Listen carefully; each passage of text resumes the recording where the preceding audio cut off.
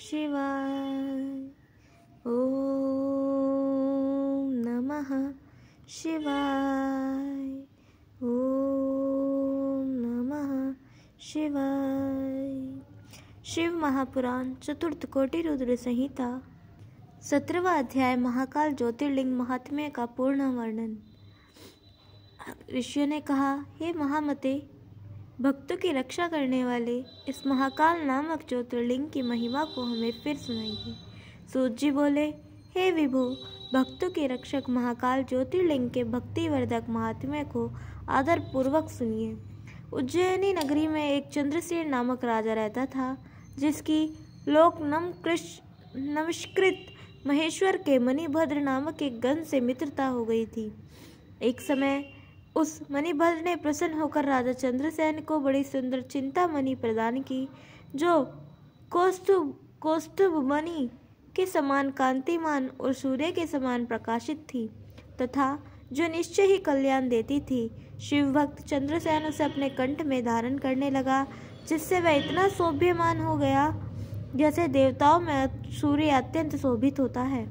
तब राजा चंद्रसेन की इस शोभा को सुनकर अन्य राजाओं को तृष्णा हो गई और वे चंद्रसेन से उस मणि को मांगने लगे, परंतु मणि को महाकाल के दृढ़ भक्त राजा चंद्रसेन ने उन राजाओं को नहीं दिया। इससे अपना तिरस्कार समझकर उन सब राजाओं ने अपनी सेना एकत्रित कर उज्जैनी के चारों द्वारों को घेर लिया। राजा चंद्रसेन उन्हीं महाकालेश्वर की शरण में गया और दिन रात उनकी पूजा करने लगा। फिर तो महाकालेश्वर ने प्रसन्न हो उसकी रक्षा का उपाय किया और संयोगवश एक गोपी अपनी गोद में एक बालक को लिए उस नगर में भ्रमण करती हुई महाकाल के समीप पहुंची। कुछ देर तक वहां ठहर कर राजा के उस शिव पूजन विधान को भली भांति देखा और पुनः अपने घर आई। उस गोपी के पुत्र ने बड़ी उत्कंठा से शिवजी का पूजन करने की इच्छा की और एक रमणीय पाशन को लेकर अपने शून्य शिविर में बड़ी भक्ति से उस शिवलिंग की पूजा की। जब इस प्रकार वह बालक शिवजी की पूजा में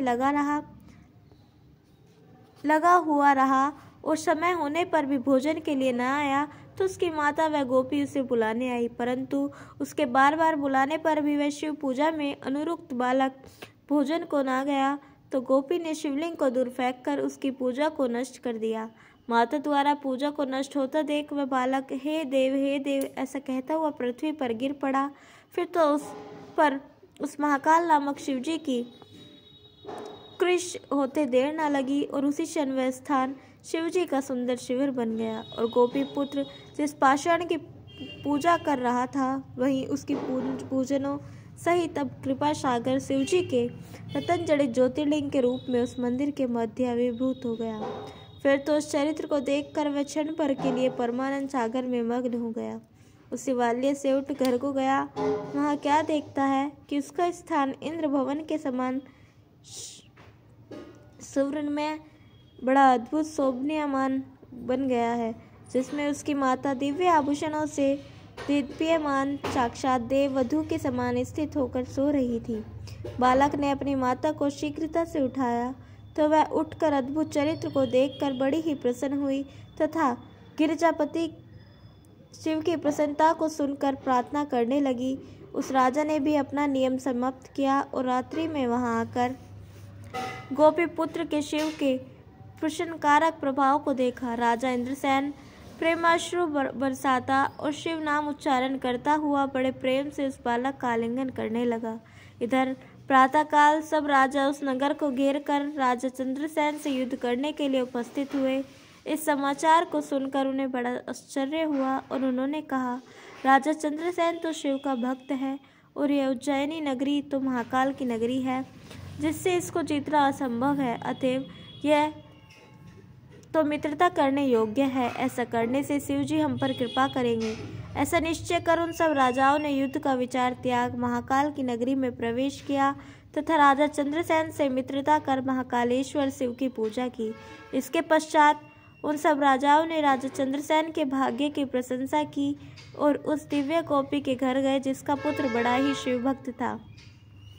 सभी राजाओं ने संपूर्ण देशों में जितने भी गोप थे उनमें उसी को राजा बनाया। इसी समय वहाँ सब देवताओं से पूजित वानरों के राजा हनुमान जी प्रकट हो गए। हनुमान जी ने उस गोपुत्र का आलिंगन कर सब राजाओं की ओर देखकर यह कहा कि हे समस्त राजाओं, हे मनुष्यों, शिव जी के बिना अन्य कोई मनुष्यों को गति देने वाला नहीं है। देखो, इस गोपुत्र ने तो बिना मंत्रों के ही शिव जी की पूजा की है।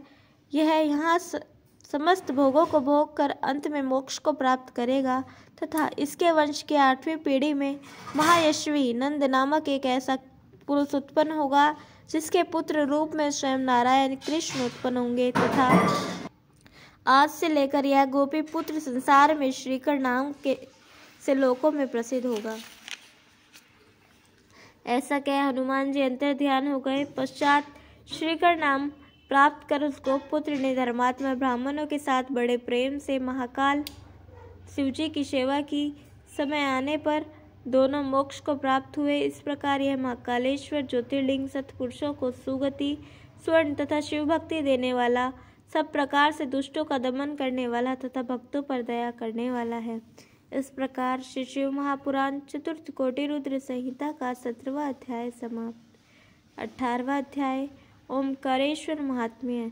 विष्णु ने कहा, हे महाभाग सूत जी, अब आप कृपा कर हमें समस्त पापों के नाशक ओमकार शिव के चौथे ज्योतिर्लिंग की कथा सुनाने की कृपा कीजिए। सूत जी बोले, हे ब्राह्मणों, किसी समय परम भक्तिमान नारद जी ने गोकर्ण तीर्थ में जाकर वहां उन गोकर्ण नामक शिव की बड़ी पूजा की और पुनः विंध्याचल पर्वत पर जाकर वहां भी उन्होंने बड़े मानपूर्वक शिवजी का पूजन किया। तब विंध्य पर्वत को यह अहंकार हो गया कि मुझ में सब कुछ है और किसी प्रकार की न्यूनता नहीं है। तब उसके ऐसे भाव को देख नारद जी ने कहा, हाँ, तुम अवश्य ही सर्वगुण आकार हो, परंतु सुमेरु पर्वत सबसे ऊंचा है तथा उसका देवताओं में विभाग है और वहाँ तुम्हारी कोई गिनती नहीं है। यह कहकर नारद जी तो वहाँ से चले गए, परंतु विंध्याचल अपने मन में विचार कर शंकर जी के शरणागत हो बड़े प्रेम से ओमकार नामक शिव की पार्थिव मूर्ति बना 6 महीने तक नित्य शिव की कठिन आराधना की। तब विंध्य के इस प्रकार के तप को देखकर शिवजी प्रसन्न हो वहाँ प्रकट हो उनसे बोले, हे विंध्य, मैं तुझ पर प्रसन्न हूँ, वर मांग। विंध्य ने कहा, हे शंभु, यदि आप मुझ पर प्रसन्न हैं तो मुझे यह वर दीजिए कि जिससे मैं अपने सब मनोवांछित कार्यों को अपनी बुद्धि से सिद्ध कर सकूं। यह सुन भगवान अपने हृदय में विचारते रहे कि यह मूर्ख विंध्याचल तो दूसरों को दुख देने वाले वर की इच्छा करता है। अब क्या करूं जिससे इसका शुभ वरदान भी हो जाए और दूसरों को कष्ट भी ना हो। ऐसा विचार करते हुए शंभु ने तथास्तु कहकर अपनी वहाँ स्थिति की। फिर तो भक्तवत्सल शिवजी संसार के सुख के लिए स्थिर हो गए। हे ब्राह्मणों, तब से पार्थिव में प्रकट हुए परमेश्वर इन 2 नामों में वहाँ प्रसिद्ध हुए और यह दोनों ज्योतिर्लिंग भक्तों के अभिष्टदायक तथा मुक्तिदायक हुए। पश्चात सब देवताओं और ऋषियों ने बड़े प्रेम से उनकी पूजा कर अनेक वरदान पाए और वे सभी अपने स्थान को चले गए। जो यहाँ जाकर शिवजी की पूजा करता है वह आवागमन से मुक्त हो जाता है, इसमें कुछ भी संदेह नहीं है। इस प्रकार ओमकेश्वर का महात्म्य मैंने तुमसे कहा। इसके आगे केदार नामक शिव के श्रेष्ठ लिंग का वर्णन करता हूँ, ध्यान देकर सुनो। इस प्रकार श्री शिव महापुराण चतुर्थ कोटि रुद्र संहिता का 18वां अध्याय समाप्त। बोलिए उमापति महादेव की जय। 19वां कल हम सुनेंगे 19वां अध्याय केदारेश्वर महात्म्य और 20वां अध्याय भीमासुर द्वारा उपद्रव। तब तक के लिए जुड़े रहे। हर हर महादेव।